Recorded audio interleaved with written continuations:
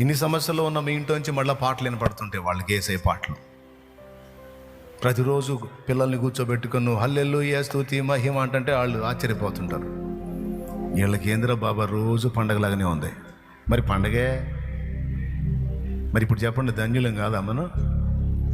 అయినా అసలు ఆ ధైర్యం ఏందండి? అన్ని బాధలు పెట్టుకొని ఎట్ట సంతోషంగా ఎట్టుంటున్నారు అసలు మీరు? ఎందుకంటే ఒకప్పుడు నన్ను గూర్చి చింతించేవారు ఎవరూ లేరని బాధపడ్డాను. ఇప్పుడు లోకమంతా నన్ను గూర్చి వదిలేసిన, నన్ను గూర్చి చింత కలిగి, భారం కలిగి, బాధ్యత కలిగి ఉన్న నా ప్రాణ ప్రియుడు ఒకడు నాకున్నాడని నాకు తెలుసు. బాధ్యత కలిగి ఉన్న నా ప్రాణ ప్రియుడు ఒకడు నాకున్నాడని నాకు తెలుసు. అది నేను నమ్ముతున్నాను.